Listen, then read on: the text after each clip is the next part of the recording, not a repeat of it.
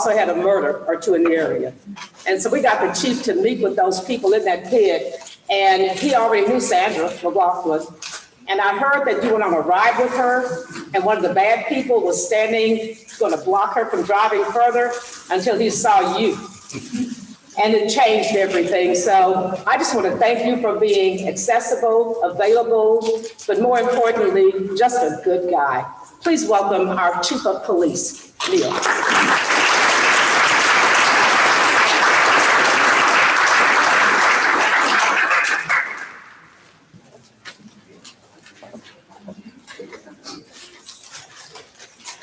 The last time I was in this building was about 2001. It was a Kroger. It looked a little bit different. And I'll be honest, I didn't know how much had been done here. So when I heard coming in, FWISD has got this building, they made it into this learning center. I thought, okay, this will be interesting. Is it going to look like Kroger still? This is amazing. I am so impressed with what's been done here. This warms my heart because as Councilmember Bivens mentioned, I love working with youth. I love literacy initiatives, mentoring initiatives, anything that helps prepare our young people to be successful in life. Whatever we can do to invest on the front end in a positive way so we don't have to have a negative interaction on the back end, I am all for it. This is amazing. Well done. I am very impressed. And Mr. Sines, it's a pleasure to see you again. I hope we get to connect again soon. Anybody coffee or something, we'll talk. Outstanding. Thank you for having me here today. This means a lot that you would even want to have me here to speak with you, because in my opinion, this is how real change happens. It's not something that we as the police can do ourselves, but the community can't do it alone either. But if we come together, if we collaborate, if we share ideas, if we learn one another's perspective, I don't think there's anything we can't accomplish. I would like to see more of this, more of it across the city. What I see here are citizens who care, who really want to see the right kind of change happen, that really want to see economic growth. And one thing I'll say, when I was in North Division, far north, has anybody been up there? They call it, Southern Oklahoma. It is way out there. We started when I was the commander there at Economic Development Committee. So we met with the businesses routinely, and some people were kind of confused when I reached out to invite them to this new group. They thought, why is the chief calling? Do I have warrants? Yeah, what about that DWI, right? People weren't sure why the police were concerned with economic development. The fact of the matter is, where you have a strong economy, where you have a strong workforce, where you have a strong job market, guess what? You see less crime. You see less desperation. You see people who have hope. The areas where people have resources that they need, strong education. The areas where you don't see food deserts, where you see healthy food. The areas where people feel supported. They don't feel like they've been neglected or forgotten, where they can get a job, they can get the training for that job, and they have transportation to the job. Well, guess what? A lot of the issues we deal with aren't issues anymore. And if we can prevent those issues from being issues in the first place, then we've done our job. I would love to work myself out of a job. Don't tell my boss that. But the point is, we're understanding we're never going to arrest our way out of crime. Now, please understand that is part of our job, and we will do it. There are violent people in neighborhoods who do not need to be there. Our homicide rate was the highest it had been in 25 years last year. We're tracking higher this year. It kind of fluctuates just above or just below, but we're basically maintaining or even a little above. Our aggravated assaults are up. Overall, crime is actually slightly lower. Overall property crime and violent crime both are slightly lower. But when your homicides and your aggravated assaults are trending higher than you've seen in a quarter century, that is absolutely unacceptable. So we will be in communities. We already are.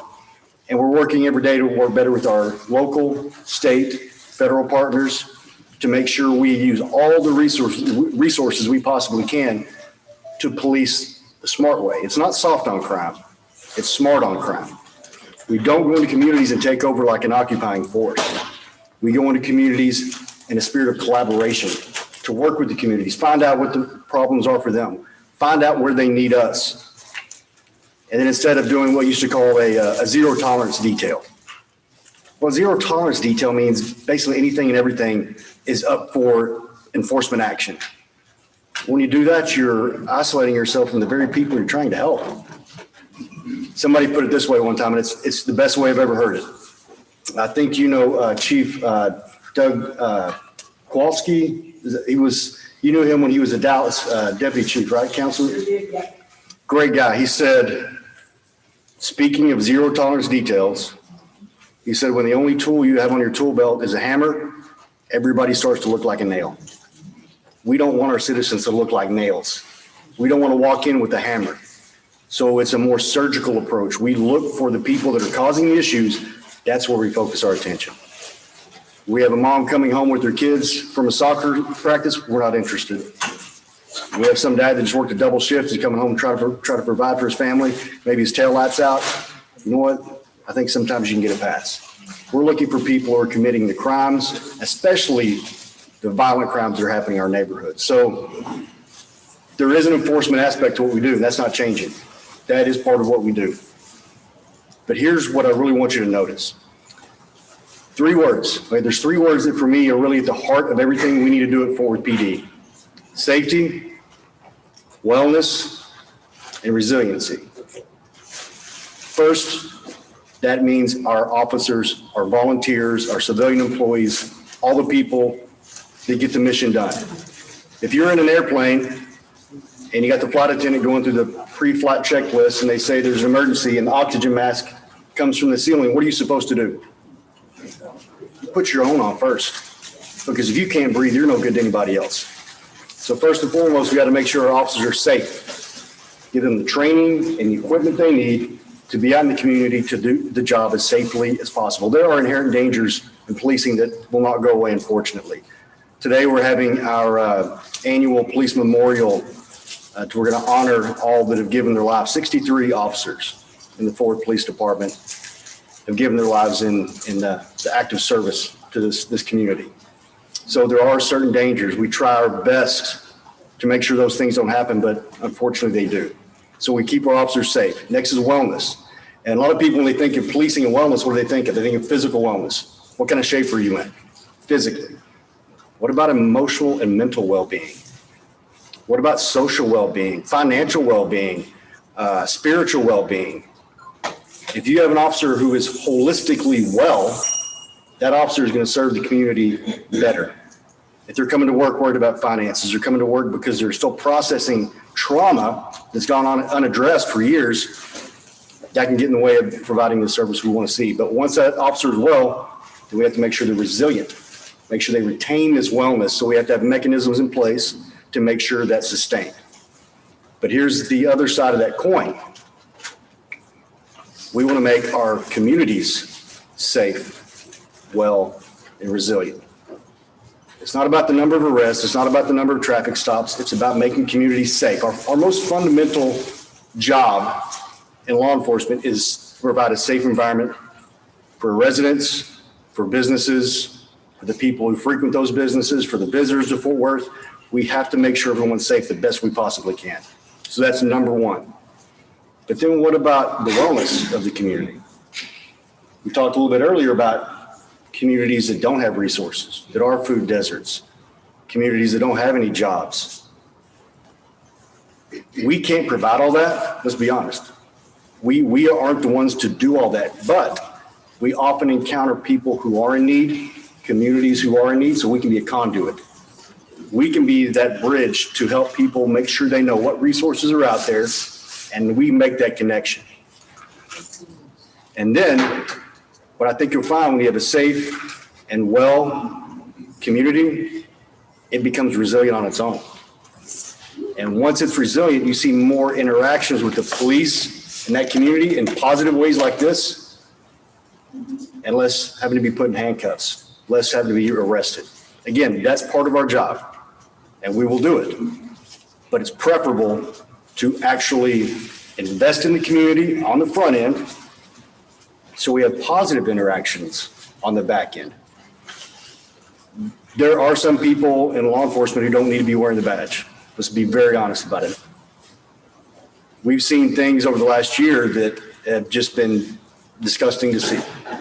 We've seen some high-profile trials. We've seen some pretty major things happen. What I want you to know is the overwhelming majority of the officers in the Fort Worth Police Department come to work to do the job the right way every day. Whenever we find one that doesn't, we take action. But you have to understand, we have 1,739 officer positions and we're fully staffed. You're talking a tiny, tiny fraction of the officers that are out there doing things that make it everywhere. You could have 1,738 officers doing the job really well every day. One has one bad day, and guess what? That's what gets spread all over social media. To be quite honest, the narrative about policing is disgusting. I understand. I'm not going to say I know how people feel. If I'm not in their shoes, I don't know how they feel, but I can understand where the emotions would come from. I can understand where the anger could come from. What I want to suggest is we have more conversations about it. We have more interactions about it, because it's easy to hate from a distance. If you keep somebody pushed away and you never let them get close, you never talk, you will believe what you want to believe. There's a show called The Social Dilemma. I don't know if anyone has seen that. It's on Netflix or Prime, I can't remember. When you Google something, results depend on where you live. They will feed you the information they believe you want to hear so you get more clicks out of it. That's scary. That is social engineering. That's absolutely scary to me. That feeds narratives that are out there on both sides. But if we actually come together and talk to one another, that's where we break the barriers down. That's where sometimes maybe we agree to disagree, but we keep coming back to the table and we find the places where we do agree and we expand on those. There's so much good we can do, but we got to get in front of one another and be willing to have those hard conversations. It's easy to go talk to people who love us. That's great. We have to go to the communities that don't necessarily love us and hear what they have to say, because we'll never understand where they're coming from if we don't listen. And the reverse is true as well. We'll never really understand where we're coming from either. I was told I had about 20 to 30 minutes. What I would really like to do, I just want to kind of give a brief rundown of the vision, my vision for Fort Worth PD and the city of Fort Worth and the relationships we need to build. What I'd really like to do is have a discussion here. I'd like to hear what's important to you. It's kind of like I've said many times, in policing, we've gone into communities assuming we knew what the community needed, when all we had to do was listen and they would tell us. Well, same here. I don't want to come here assuming what you want to hear. So I want to open this up for questions. Yes, sir. Chief, how are we doing on women and minority recruitment? And if we're not meeting our expectations, what can we do to assist them? We do not adequately reflect the citizenry of Fort Worth within the Fort Worth PD. We're lacking in diversity, but this is one of my favorite things to talk about. Chief, yes, sir. Repeat the question for those online. My apologies. The question was how the diversity of Fort Worth PD is, if we're really where we want to be, and what this group can do to help. So we don't accurately reflect. We've been trying for a long time, to be honest, but we have a hard time getting the response we want, but that's on us. We can't blame the community for that. We have to continue going back and finding new ways to engage. Assistant Chief Julie Swearingen put together a program called Be the Change. The premise of it is if you don't like what's going on in your community, if you don't like what's going on in your city, if you don't like what's going on in policing, you can talk about it all you want. But how about stepping up and being part of the change? And the best way to be part of the change is from the inside. But she doesn't just put this out there and try to guilt people into becoming involved. She intentionally reaches out and interacts with people who are interested in working for the police department, Fort Worth Police Department, that fit the demographics we're trying to reach. Oftentimes we'll have people who will sign up for a test. They might show, they might not. They might be prepared, they might not. Even if they pass the test, they might come for, more of the process, like the physical, psychological and things, but it's a long process. And if someone doesn't feel they're really wanted, If someone doesn't say they don't really want people who look like me in the Ford Police Department, there's not really a lot of encouragement to show. And we realize that. Assistant Chief Swearingen has a team of officers who do just that. They will call, they'll text, they'll email. Hey, you're having trouble getting ready for the written test? Come down on this date. We're going to give a class. We'll help prepare you. We're not going to give you the answers, but we'll help prepare you for this test. You're having trouble with the physical assessment? Come down on Saturday. We're going to run everybody through it. We'll find out where you're weak. We'll make sure we do everything we can to get you through that physical assessment test. She'll call them on test day. Where are you? Are you here? It's time to take the test. And then we have mentors set up with them all the way through, not just academy training, but all the way through field training as well. The class we have in place right now is one of the most diverse I've seen in a long time. And we're on track with the Be the Change movement to actually have the most diverse class that I have ever seen in the history of the Ford Police Department, at least in my time, with our next class. We have a long way to go to get through the process, but it's very, very promising. It's something that will take time, but we are trending in the right direction. Yes, ma'am. Hi, Dr. Cole, and I'm representing the Brentwood Oak Hills Neighborhood Association, and several times our neighborhood association has offered to buy the whatever cameras that were installed in Stock 6, for example, so that our neighborhood can be on the online camera for the police department. What are the logistics of making that happen? We got the money, we want to spend it. We'll take it. Absolutely. Gentleman in the back, standing up right there, that's Captain Rick Carney. He's my chief of staff. If you'll give him your contact information, I will make sure we get some information to you, because I'll tell you right now, the cameras, and there are some communities who don't like it because they feel the police are spying on them. We're not trying to spy on people. These cameras have been an absolute game changer in what we do. With these cameras, what we're detecting are license plates with felony warrants, stolen vehicles. We've taken guns off the street. We've taken murderers off the street. These cameras are an absolute game changer. The biggest problem we have with the cameras is we don't hardly have enough people to respond to all the hits, we call it. There's a hit for a stolen license plate or felony warrant. It's hard to respond to all of it. They've actually been a really wonderful tool to help us do the job again the right way. Instead of just flooding an area, we know what to focus on, and it helps us do our job much more surgically. Wonderful program. Yes, sir. My business is in the Near East Side neighborhood down on Lancaster, and I know the police down there team up with the fire department to respond to that, have so many fire calls out. And is that working well? And if so, is it going to be citywide? Okay, question on this one was, so you're saying that the police and fire are responding together to calls? They have an officer that rides with the police officer to respond to calls in that neighborhood. A firefighter? Yes, firefighter. First I've heard of it, so I couldn't tell you. It's the OT. Okay, so it's not a fire. I know exactly what you're talking about. Okay. I thought you meant like responding to fire calls or something like that. Any calls. So we have two different teams that could be what you're talking about. I think what you're talking about is our crisis intervention team. We have that and our HOPE team, which is our homeless outreach program. So let me explain both of them. For the homeless outreach, HOPE, we all hear about the homelessness issues in Fort Worth. We also hear about the dangers of criminalizing homelessness, as it's often put. There's a happy medium. There's a balance between enforcement of law when necessary and provision of resources to people. The crisis intervention team is an officer partnered with a mental health professional. So we have two different teams. One where you have an officer working with someone who's more of a homeless liaison specialist. You have another one who's an officer who rides with a licensed mental health professional, at least master's level. Because we're finding there's so many instances where we respond to calls and it's someone in mental crisis. Not a bad person, but somebody who is in desperate crisis. All of our officers are trained on how to deal with this, but there's a difference between a week of training and a lifetime of training. So what we do is we have someone in that car with the officer. When they respond, they know exactly how they need to deal with that situation. And sometimes we take a step back and let them do what they need to do. We're out of it.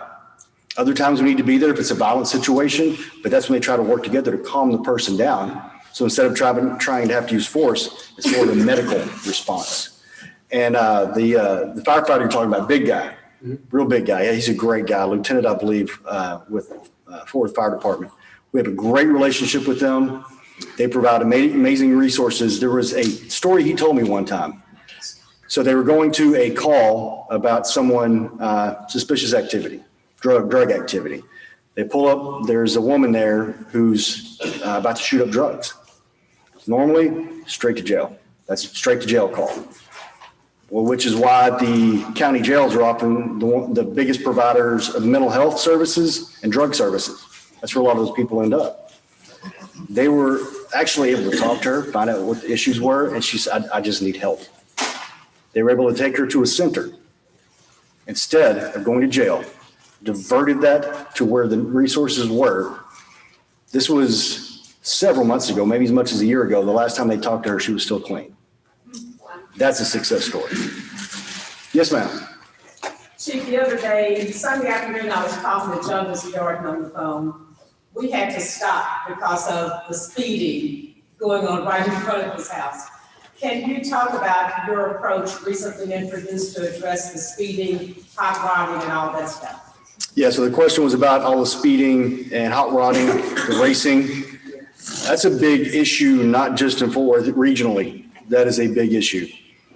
One of the things we've done, because we realized it's such a regional issue, is we're taking a regional approach. We're working with Dallas. We're working with Arlington. We're working with Tarrant County, with DPS, anybody that is experiencing the same issues we are, and we all are.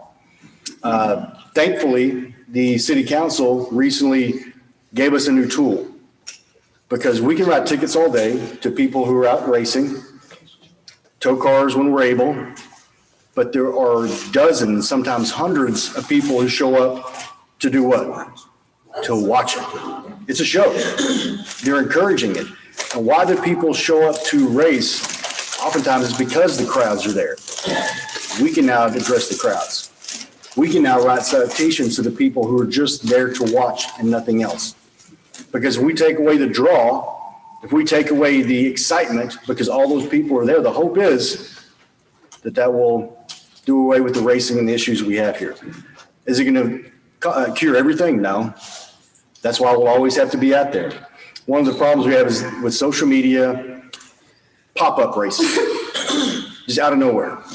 You'll have, it used to be we could really see these things coming. From intelligence we had, okay, we're ready for it, we can respond. Sometimes they happen just like that. But we're setting up special details to go out in the areas where we know there are issues to deal specifically with the racing, hot rodding, loud mufflers. How many people here have tried to sleep and you got these loud mufflers, you can't sleep? It's frustrating. We have ordinances to deal with loud and excessive noise. So there are tools out there. We're trying to deploy our resources as strategically as possible to be in those places when we know they're going to happen. The problem is staying ahead of them because they know we're out there doing that. So they try to change their strategies and we're adjusting accordingly. But we know it's an issue, and please understand we're definitely working hard on it. Yes, sir. Chief, is there not technology, I believe there is, that can detect and pinpoint the location of gunfire? And if so, is that a useful technology or is it kind of gee whiz, not really helpful? The question is asked about technology used to detect gunfire. We've talked to several companies, one was called ShotSpotter, and they're systems that detect gunfire. To be honest, there were concerns. There were some concerns about the accuracy of the hits, if you will, sometimes. There were some concerns about some of the companies we were trying to work with. So the technology is there. We went to Chicago. We talked to them. We saw their system, what they had. And when we went to their real-time crime center, they talked about how wonderful it was. Well, then we talked to some officers offline. They said it's just a pain in the neck. We get dispatched to loud noises all the time that aren't even gunfire. Said it's the technology is not where it needs to be yet. So it's something we constantly are looking at. Technology is a game changer in a lot of ways. It's helped us do our job a lot better, but we also have to be mindful of the privacy of the citizens we're trying to serve, and that's a concern for a lot of people. So we are looking into technology. We do not have anything like that set up right now, but it's something we're looking at. Maybe one or two more? Yes, sir. So Chief, when you come back next year to our meeting, Be glad to. what is the big audacious goal that you will have achieved or be on your way to achieving? To change us from where we are to where you want us to be. There's so many things. The question was a year from now, when I come back as a paid speaker to the event. No, actually, I couldn't take it anyway, so let's back up. The question was a year from now, what do I basically hope to look back and say we've changed? There's so many things we want to change about trust in the community, relationships in the community. Again, that community wellness, that safety, wellness, and resiliency. But I also said our most fundamental job is to keep communities safe. Number one is getting the violent personal crime down. That's number one, because once that happens, there's so many other positives that follow. Now, while we are doing that, we're also investing in that community capacity development, like we talked about, doing everything we can to build up and strengthen the communities, because then they take care of themselves. But number one priority, we've got to make sure citizens are safe. Yes, sir. Human trafficking makes national news. Would you talk about what's happening in Fort Worth in the last 6 months and what community and business leaders can do to help you on that? So the question was about human trafficking, what's been going on, and what can this community do to help? I think one of the first things you can do is be aware. I'll be honest, I was ignorant, very ignorant about a lot of the aspects of human trafficking that are a reality. It's out there. Some people think it's not, and social media makes people more easily accessible, vulnerable people. But what I didn't really realize is a lot of times when people think human trafficking, they think of someone locked in a closet or locked in a cage that only comes out when they're to work. That's not the way it is. You have people who are free to walk around. You have people who are not shackled to a bed. The shackles are up here. These are people who are broken on the inside. These are people who we always hear about ACEs, the adverse childhood experiences, that have trauma after trauma after trauma in their lives. It's never addressed. They don't know better sometimes. A lot of times they are strung out on drugs. They're given the drugs. Drugs are cheap compared to what these pimps get from them. The reality of human trafficking is it's sobering when you think about it. And then to know, once again, a lot of these victims could walk away at any moment, but they can't. But it's all up here. It's part of the brainwashing. It's part of the traumatic experiences they've had in their lives. So realize just because you don't see someone chained to a bed doesn't mean they're not a victim of human trafficking. What I would suggest, become informed about it. And if you see something that just doesn't seem right, say something. Let us know. Oftentimes, you'll have some of these Johns, if you will, that'll take their girls to a restaurant to make them feel special. But there are signs all the times. It just doesn't feel right. If you see people out in public, it just doesn't feel right. Maybe it's not right. Let us know. Be informed, be involved. Know we are taking it seriously. I was in part of a meeting the other day just about human trafficking. And I talked with our lead detective in the human trafficking division, and he talked about the numbers seeming to go up. So be informed, be aware, report anything you see that you think might qualify as human trafficking. Yes, ma'am. Do you see any impact of the disruption of education and police? Say it again. Schooling has been disrupted. Yes. Good students are not going to school. Teachers know what's going on, but we have had that process disrupted. Do you think that has impacted policing and what police are dealing with? So this question was about the pandemic, how things have been affected with education and how that may be affecting the police. We're social beings. We're not meant to be cooped up, especially kids. They're not meant to be cooped up in a house all day. Now, my son, if you gave him video games, he'd stay there all day by choice, but children need to be out interacting. I've already read some articles about how education has been so negatively impacted, not because teachers aren't trying. Oh, and this is National Educators Week. Thank you, everyone that's involved in education. Thank you, thank you, thank you. We always knew it was important, but I don't think a lot of parents, until they had to do it at home themselves, realized just how hard the job is. Thank you for what you do. I would say it's had to affect what we do in policing. The thing is, I don't know that we'll know for some time exactly what those impacts are. The rising crime we talked about in Fort Worth, that's a national trend. 63 of the 66 largest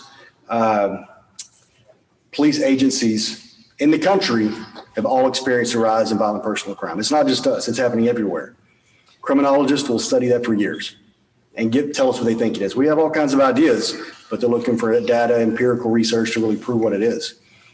I think part of the issues we're seeing is when you have people that feel like they are hopeless, when you're in a pandemic, you can't really go anywhere, you can't do anything, everything was shut down for a while. I think that sense of hopelessness, that sense of desperation causes people maybe to do desperate things. How it really affects us long-term, I can't say for sure, but what I can tell you is we're pivoting as things happen. We look for changes, we look for trends, we look for areas where maybe we hadn't been focused, but now we need to, and that is definitely one of them. That was a really good question. Thank you. I think we can do one more. Yes, sir. Yes, the Texas legislature is about to pass this law which allows open carry, constitutional carry. As a supporter of the Second Amendment, that's kind of curious to me that somebody would now be able to carry a handgun openly without having to have a permit, without having to have the requisite training on the laws, or even demonstrate proficiency with a handgun. These people are not going to know the difference between a revolver and a semi-automatic. And it's almost crazy. So this is about the bill that's just passed the Senate, actually. We're sending it back to the House for some amendments to allow just about anybody to carry a handgun. Absolutely, totally against it. No question. Absolutely and totally against it. We respect the Second Amendment and the right of people to responsibly and legally carry firearms. That said, what we're asking is not an infringement on the Second Amendment rights. The process now is to ensure the safety, not only of the citizenry, but the person who's carrying the gun as well. So they understand the laws, they understand how to carry it properly, they demonstrate a certain level of proficiency. If we take all that away, in my opinion, all we're doing is endangering more lives. As a matter of fact, I had Senator Beverly Powell reached out, and I wrote a letter against it. Signed that letter, and we sent it to Austin. Doesn't seem like anybody cares. Pretty much every major city chief in the state of Texas has said, no, absolutely not. This is a bad idea. But nobody's listening. Passed the House, got to the Senate. We really hoped it would die there. They approved it, but sent it back for amendments. I don't know what's going to happen from here, but my understanding is Governor Abbott has said he'd be happy to sign it if and when it hits his desk. It's like the Wild West. Again, it's not us trying to control people and their right. It's about doing it safely. That's totally different. I think we're about out of time. Thank you so much for having me here. I look forward to coming back next year.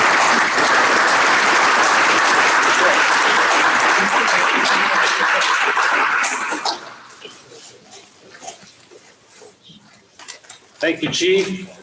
We look forward to next year's update. The Chief has offered to stick around for a few minutes afterwards, so if you've got other questions we didn't get to, please grab him. For those involved with the agenda, I'm going to flip a little bit of the agenda before Don and Charles come up and do door prizes. We have a couple presentations.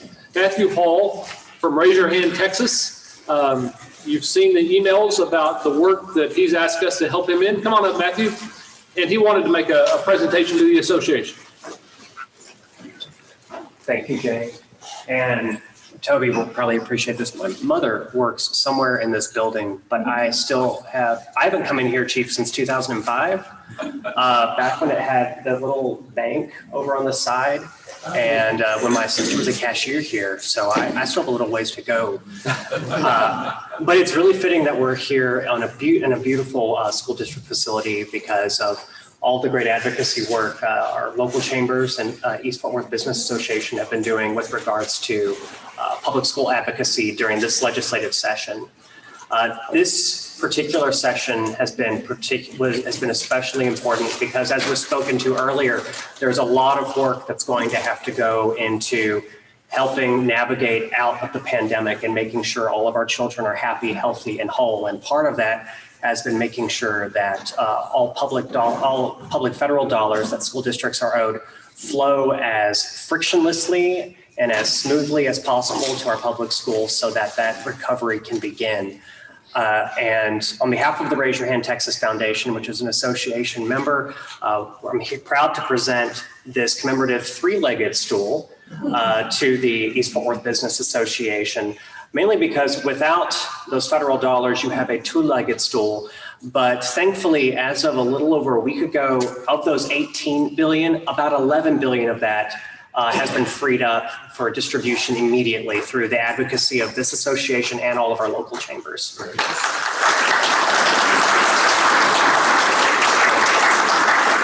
So we still have a little ways to go. There's about 5.5 billion left that has to be freed up. And then today, unfortunately, I just got news that there may be a push to try to tack standardized testing scores to the distribution of some of that. So there's still some work to be done, but it's a great first step. And so on behalf of the Raise Your Hand Texas Foundation, I'm proud to present this to you. Thank you so much, Nancy.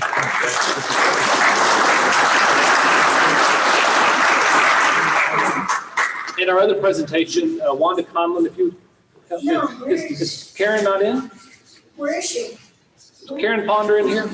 Oh, she's out. I go get her. Okay, We'll have to go get her. okay, if you don't mind, we'll pick her up momentarily. Karen Ponder has been fantastic to help us pull off today's meeting, so we want to recognize her. But in the meantime, Don and Charles are bringing back the door prizes. Dan Cooper's not here. That's right. So we all have a chance to win. Thank goodness, because there are some extraordinary door prizes today. And while they're getting ready, I need to mention, we have a couple of our key leaders that haven't been recognized today. Kelly Allen Gray, so good to have you here. Toby Jackson, Toby Jackson, school board. Appreciate y'all's support and participation. Appreciate it.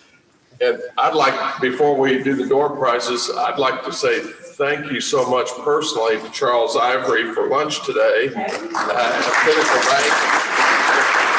We have a long history with Pinnacle, which is the former Woodhaven. Thank you so much. And as a side note, Charles has been very involved with. Okay, thank you. Charles has been, his family's been involved with Fort Worth for a long time. So a lot of community activism. Thank you so much, Charles. We all appreciate it. Thank you. Door prizes today, wonderful. Kelly Allen Gray, no, Gina, where's Gina? Sorry, Gina with lead has given us an extraordinary door prize. But before we draw for that one, okay, Wanda? Oh, Karen. Karen? Come here. You can't say her name. I know I can't. This is Karen Ponder. She is the one who made all of this possible for us. And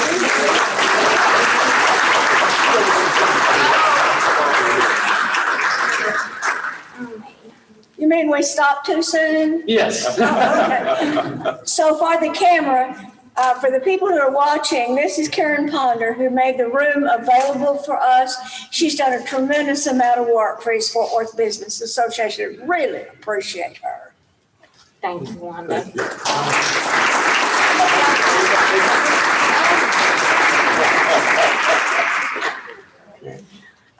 We're just happy to have you all in our beautiful facility. I've enjoyed working with Wanda and her team, and Dr. Sines has helped us as well. So we're all happy to have you here, and I hope you've had a great meeting. So thank you for joining us. Thank you. Thank you.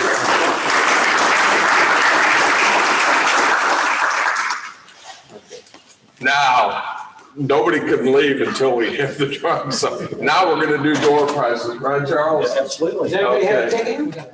Everybody has a ticket? Everybody's got a ticket, right? That's everybody. Okay. Everybody. Gina Bivens, lead, has one of her clients is American Airlines, and she twisted some arms and has our premier door prize today, and I want to make sure everybody's got a chance at this. 2 25,000-mile certificates for American Airlines. It's one prize. You get 2 25,000-mile tickets. Thank you so much, Gina.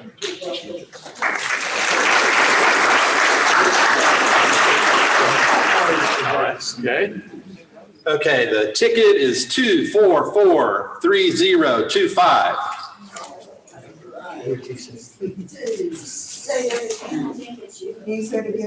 The last 3025. 33025.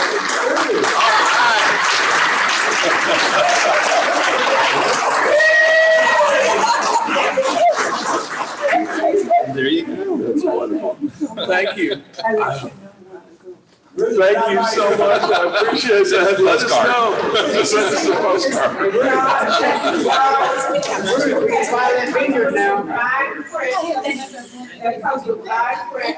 If she has any issues, and she won't, you need to call my office. I try to do that. Don't call America, because I don't know what we do.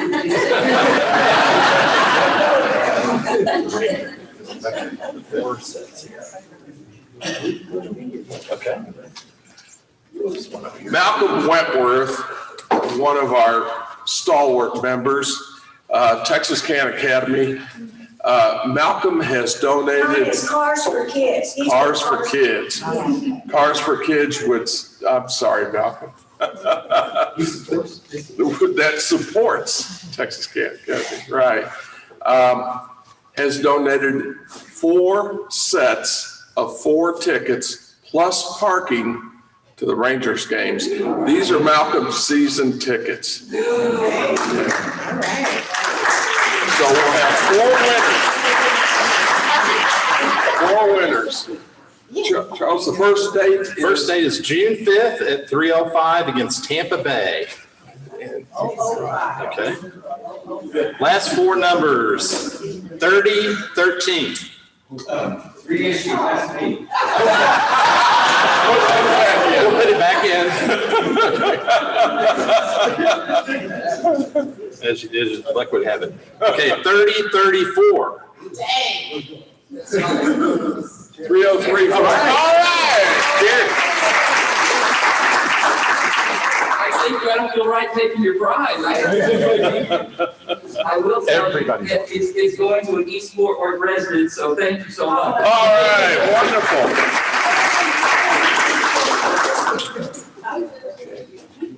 And the next 4 tickets. June 4, 7:05 against Tampa Bay. And the last 4 numbers, 3009. All right. Joe. There you go. Okay, this one is May 21st, 7:05 p.m. against the Houston Astros. Oh. My son works for the Astros now, so I got to be a fan. So 3021. 3021. Got okay.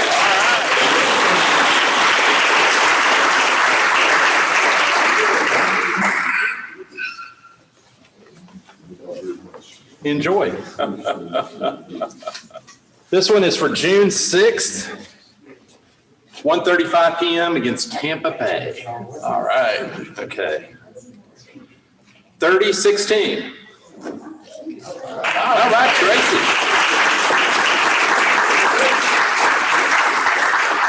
Enjoy, Tracy.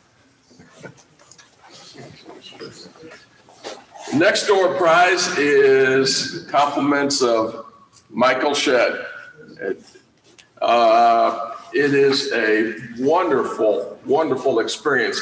A virtual training simulator at the Fort Worth Police Training Center. Okay, it is quite an experience.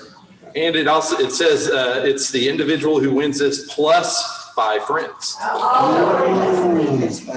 Yeah. I wonder if there's any alcohol involved. Well, it does say use of force training, so maybe. So, okay. That's afterwards. 3002. All right.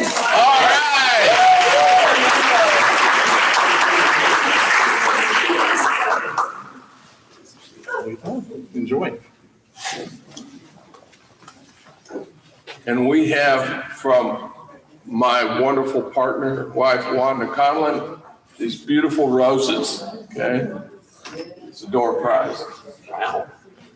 They don't ever smell good. Never, no. Okay. 3015. Yes. All right.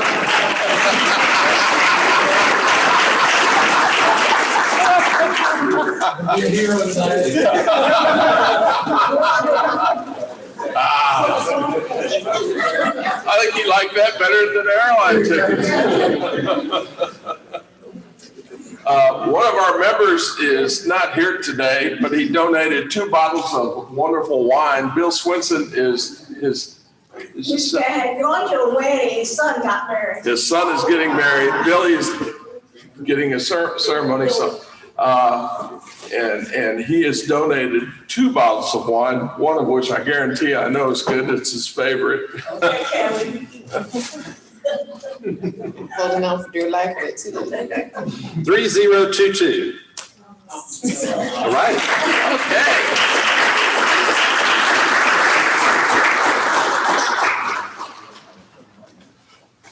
Okay. Enjoy.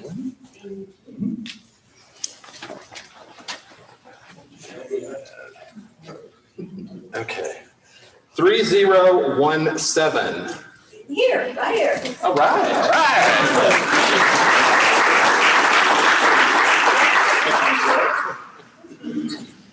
I'll have to thank Bill personally. Okay. Paul Kerpo has donated 2. Paul, are these Bluebird? Bluebird Houses, instructions are inside.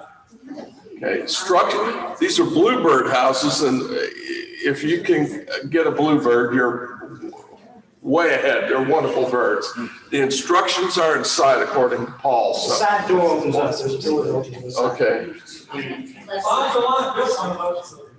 All right. Team of us did. All right. They're a fundraiser for the trees we're planting, which is 25 of them right here on the hillside of this parking lot. That's right. That's right.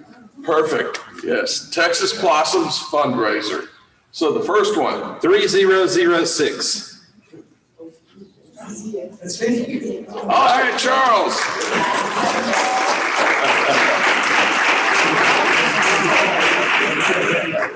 White Lake Hills needs a Bluebird. And the second. 3001. Yes. All right.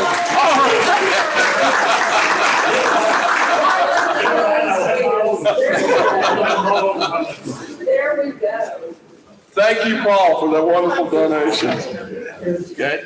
And I brought a wonderful digital thermometer, so we're still not completely over everything. And I went ahead and put the batteries in there, so the batteries are included. Okay. Okay. 2999. All right.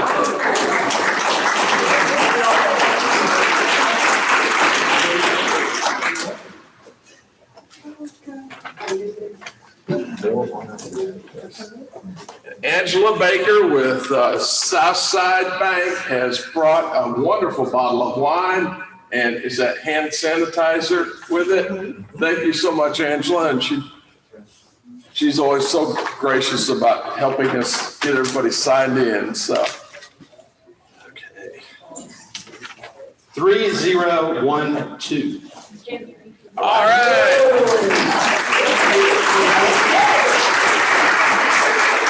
Friday afternoon special. And compliments of Wendy Nelson and Quick Copy, this vase and flowers, okay? right. 3013.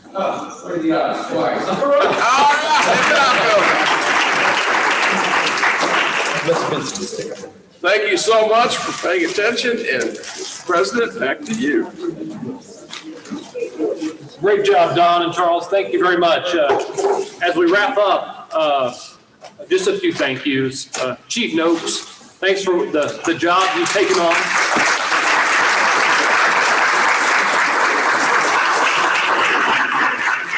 And we know you've got a great team working with you, and so we have great confidence, and thank you for your leadership.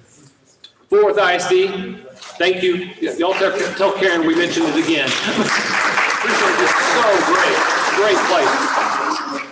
Charles Ivory over here, thank you for lunch. Pinnacle Bank's a great sponsor and supporter. Thank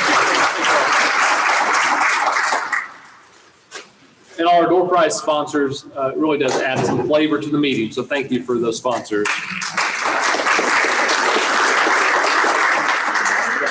If you're a guest, we encourage you to consider joining the association. Come be a part of this group of friends who like to be informed and like to make a difference in our community. We welcome your membership. Also want to say June 3rd, our next meeting will be back at Meadowbrook United Methodist Church. All right. Yeah, it's good to be back. And so look for those details to come, but we'll be back the first Thursday as usual at 12 o'clock. And then we'll take July off and we'll be back together in August. So with that, great to see everybody. Have a great afternoon. Thank you. Bye-bye.